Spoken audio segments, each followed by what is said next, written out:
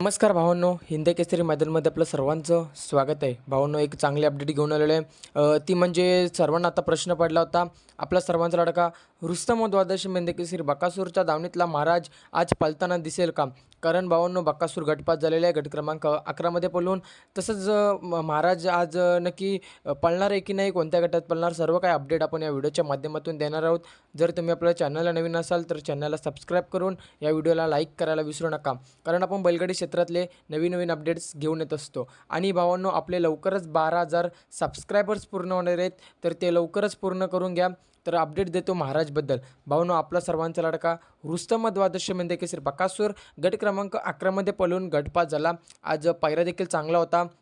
Vigour पनवेलकरांच्या सर्जासोबत गुरु शिष्य बऱ्याच दिवसानंतर एकत्र आपल्याला पळताना दिसायला. राहिला विषय महाराजचा. महाराज आज पळताना दिसणार आहे का? तर भावांनो, नाही. आज जे थार गाडीचं मैदान संपन्न होत आहे, या मैदानामध्ये आपला सर्वांचा लाडका महाराज पळताना दिसणार नाही. महाराजला आरामावर ठेवलेलं आहे. आज पैरा भारत होता. आत्ताच मालकांशी बोलणं झालेलं आहे की पैरा होता महाराजचा, आणि महाराज आज आपल्याला कुठल्याच मैदानामध्ये पळताना दिसणार नाही. महाराज आज पूर्णपणे आरामावर ठेवलेला आहे. आज फक्त आपला बकासूर आपल्याला पळताना दिसणार आहे. तर बकासूरला सेमीसाठी शुभेच्छा देऊया. चॅनलला नवीन असेल तर चॅनलला सबस्क्राईब करून या व्हिडिओला लाईक करायला विसरू नका. भेटूया पुढच्या व्हिडिओमध्ये. धन्यवाद भावांनो.